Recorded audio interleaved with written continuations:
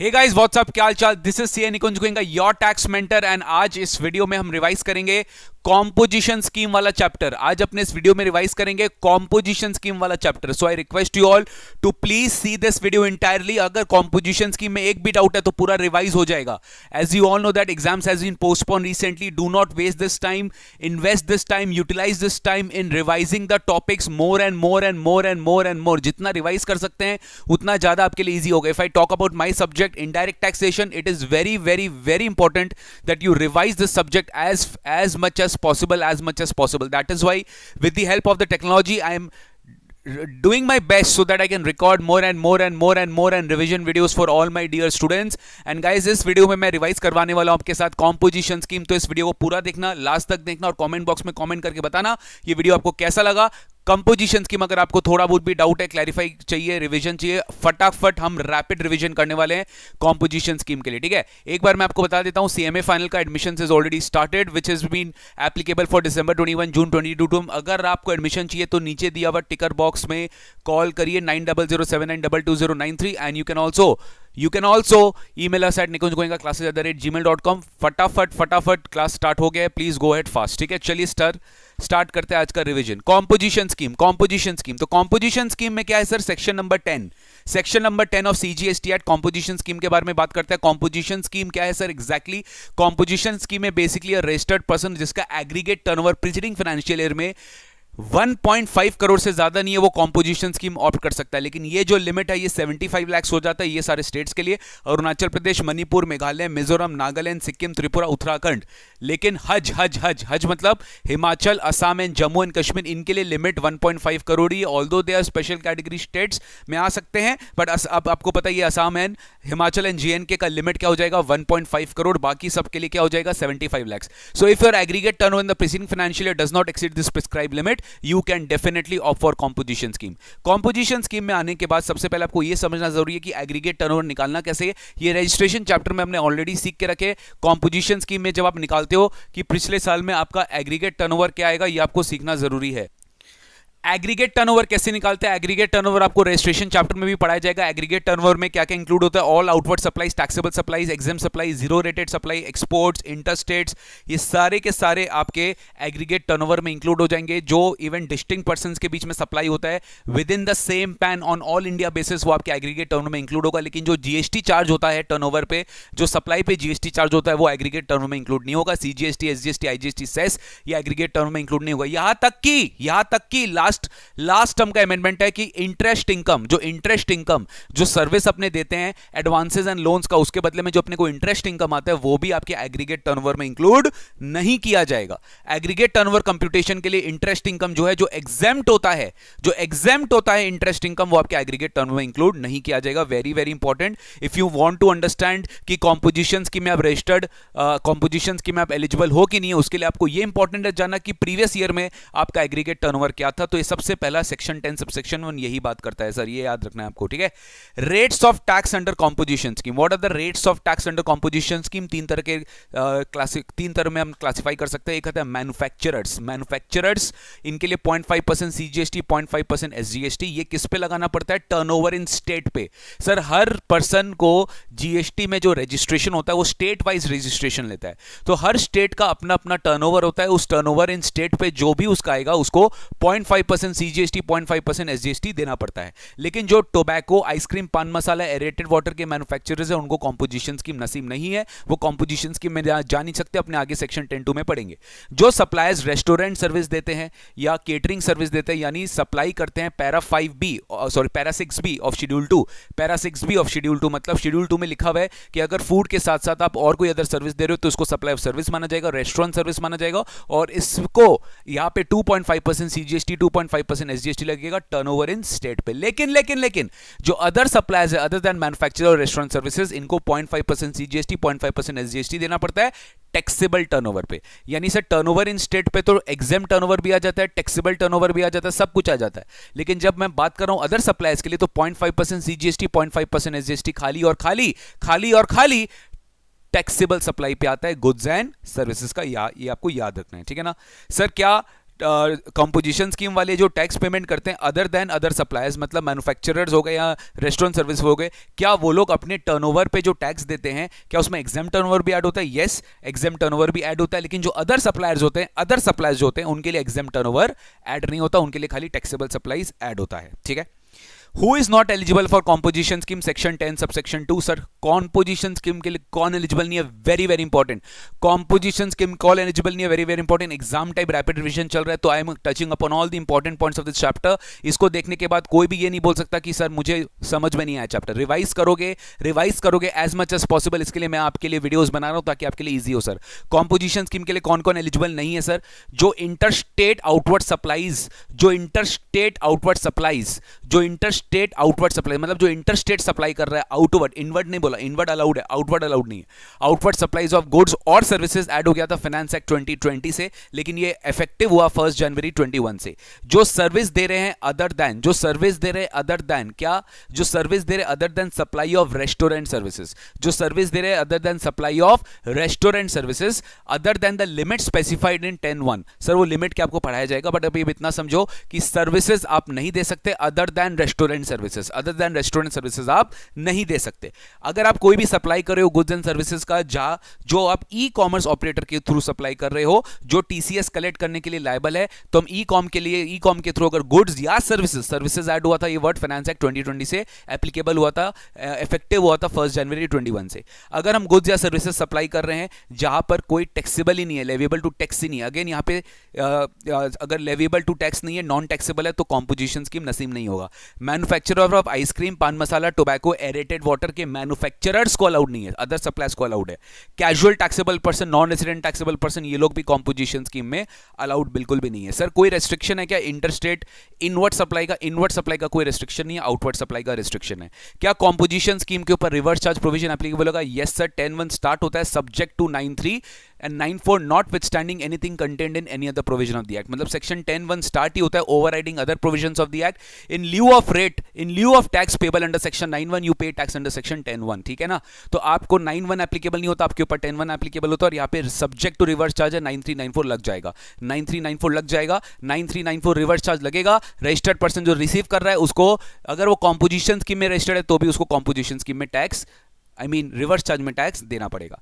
Very very important. अब मैं आता हूं कि सर क्या अलाउड है अदर देन रेस्टोरेंट सर्विस? क्या मैं और कोई सर्विस दे सकता हूं? क्या कॉम्पोजिशन स्कीम को अलाउड है कि वो और कोई service other than restaurant service दे सकता है? Thankfully yes. Second proviso to section 10(1) इस बात का गवाही है और बोलता है कि if you are registered under composition scheme, if you are registered under composition scheme you may supply any service other than restaurant services up to a specified limit. That limit is previous year का state turnover का 10% और 5 lakh whichever is higher.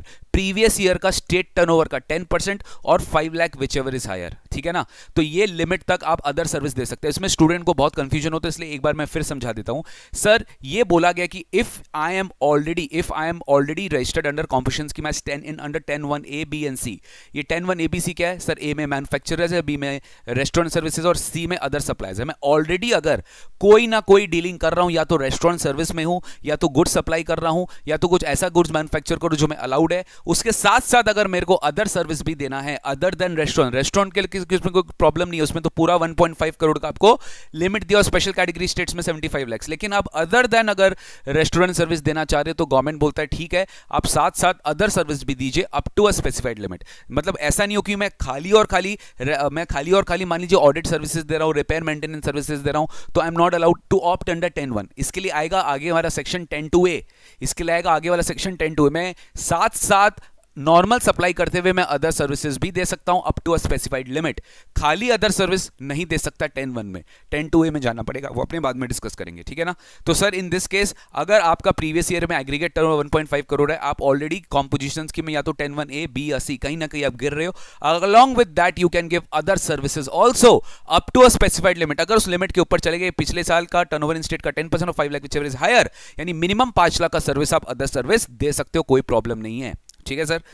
Okay अब इसमें और एक चीज समझिएगा, जो टर्नओवर इन स्टेट का डेफिनेशन है ना, जो टर्नओवर इन स्टेट का डेफिनेशन है, इसमें मैंने आपको पहले बताया एग्रीगेट टर्नओवर से भी इंटरेस्ट इनकम को बाहर कर दिया।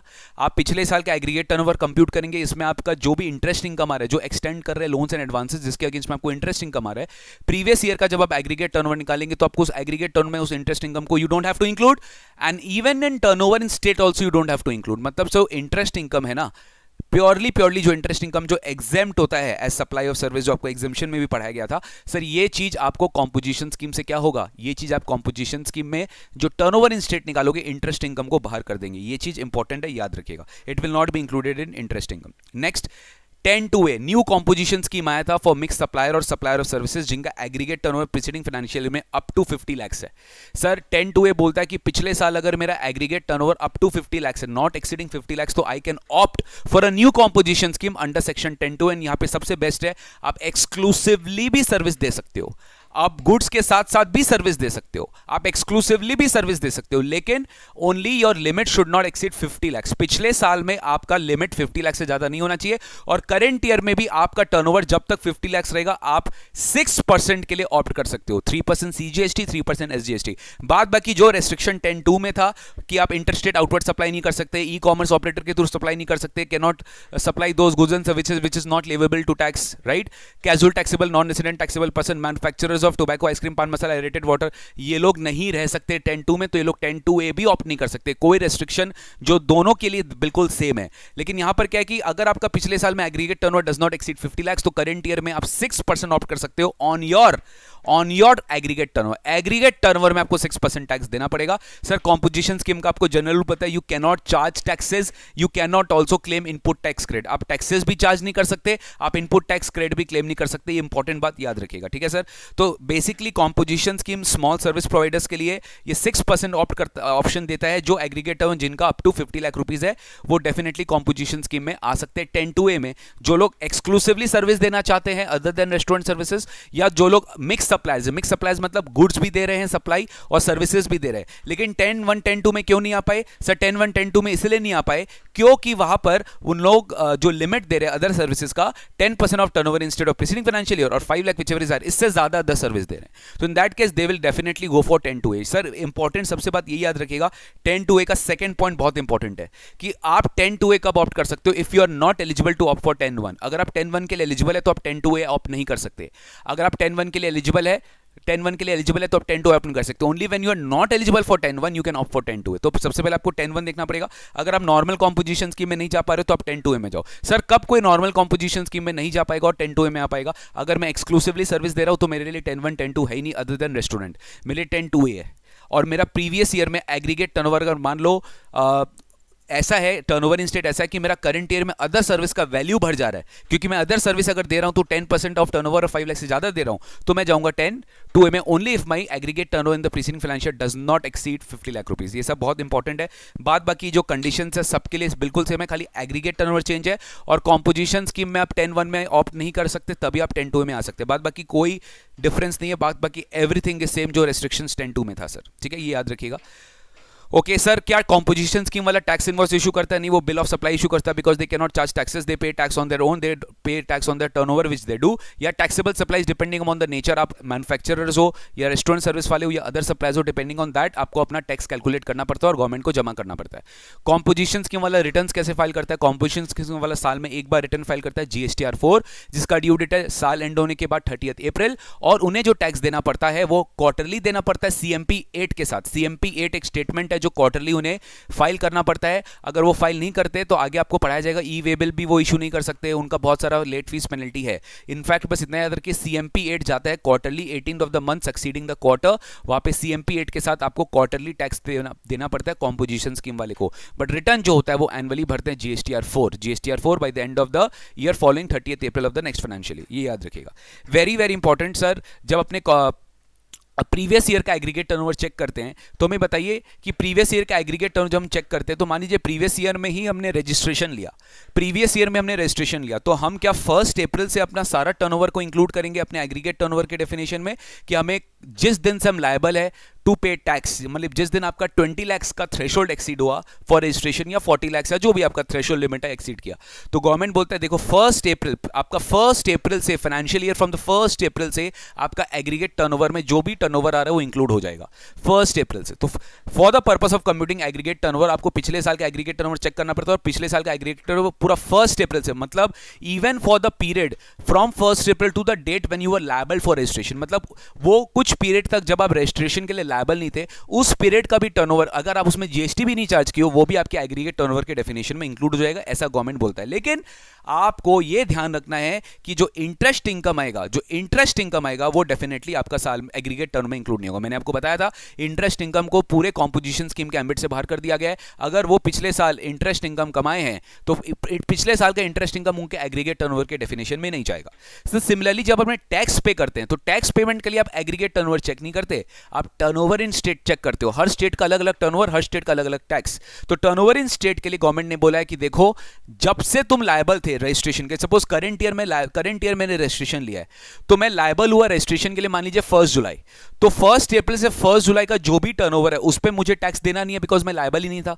तो यही गवर्नमेंट बोलना चाह रहा है कि देखिए आपका जो टैक्स लायबिलिटी कैलकुलेट होगा वो जिस दिन से आप लायबल थे रजिस्ट्रेशन के लिए, जिस दिन से आप लायबल थे रजिस्ट्रेशन के लिए उसी डेट से आपका जो टर्नओवर है उसी पे आपको टैक्स देना। मतलब जो 1 अप्रैल से 30 जून तक, क्योंकि 1 जुलाई से अगर मैं लायबल था तो 1 अप्रैल से 30 जून के बीच में जो भी मेरी टर्नओवर थी मेरे को उस पे 6% टैक्स नहीं देना है। 1 जुलाई से जो मेरा टर्नओवर है, जिस दिन से मैं लायबल हूं उसी के बाद से जो टर्नओवर है उसी पे मेरे को 6% टैक्स देना है। लेकिन ध्यान रखिएगा जो आपकी एग्रीगेट टर्नओवर है वो फर्स्ट 50 लाख देखी जाएगी, फर्स्ट 50 लाख देखी जाएगी, मतलब फर्स्ट 50 लाख तक आप 6% के लिए एलिजिबल हो। उसके बाद आपको स्विच आउट करना पड़ेगा कॉम्पोजिशन स्कीम से और हम नॉर्मल स्कीम में चले जाते हो। स्टूडेंट दिमाग में डाउट आता है सर अगर मैं करंट ईयर में मेरी वैलिडिटी क्या है कॉम्पोजिशन की, मैं आपको आगे पढ़ाया जाएगा 1.5 करोड़ तक, जब तक आप 1.5 करोड़ टच नहीं कर जाते आपको कॉम्पोजिशन स्कीम वैलिड है।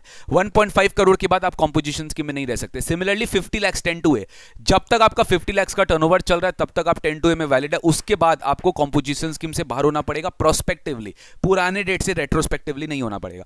Again interest income turnover in state में एप्लीकेबल नहीं है, यह ध्यान रखिएगा। इंटरेस्ट इनकम को ना आपको टर्नओवर इन स्टेट में जोड़ना है ना तो आपको एग्रीगेट टर्नओवर में जोड़ना है, ठीक है सर। ओके। अब आते हैं कुछ प्रोसीजरल रिक्वायरमेंट्स में। 3 तरह का प्रोसीजरल रिक्वायरमेंट है इसमें कि how do you intimate to the government when you opt for composition scheme. तो एक होता है CMP 1 for migrated tax payers. अगर आप पुराने लॉ में रजिस्टर्ड थे, पुराने लॉ में लायबल टू बी रजिस्टर्ड थे, आप ऑलरेडी माइग्रेटेड हो GST लॉ में, तो आपको CMP 1 फाइल करना पड़ेगा intimating to the government that you want to opt for composition scheme. बस इतना ध्यान रखिएगा। उसके साथ साथ जैसे आपको बताया गया था, आपको आगे भी पढ़ाया जाएगा रेस्ट्रिक्शंस ऑन कॉम्पोजिशन स्कीम। अगर आपके क्लोजिंग स्टॉक में अनरजिस्टर्ड पर्सन से कोई गुड्स खरीदा हुआ है, वो आपके क्लोजिंग स्टॉक में स्टॉक इंक्लूडेड था, तो फर्स्ट ऑफ ऑल आपको उस पर टैक्स देना पड़ेगा रिवर्स चार्ज में, आपको उसमें टैक्स देना पड़ेगा रिवर्स चार्ज में अंडर सेक्शन 94, और तभी आप उसको कॉम्पोजिशन स्कीम ऑप्ट कर सकते हो। तो गवर्नमेंट यहां से आपसे मांगती है CMP 3, आपको CMP 3 फाइल करना पड़ता है, एक क्लोजिंग स्टॉक की डिटेल्स जहां inward supplies from unregistered person का पूरा डिटेल्स है within 90 days from the date जिस दिन आपने कॉम्पोजिशन स्कीम ऑप्ट किया। तो पहला ये है, अगर कॉम्पोजिशन स्कीम आप इस वे में ऑप्ट कर रहे हो तो आपका इफेक्टिव होगा composition scheme from the day of appointed day. Migrated tax pairs की अपॉइंटेड डे मतलब 1 जुलाई 2017 से जब से GST एप्लीकेबल होगा तब से आप कॉम्पोजिशन स्कीम में इफेक्टिव हो जाएंगे।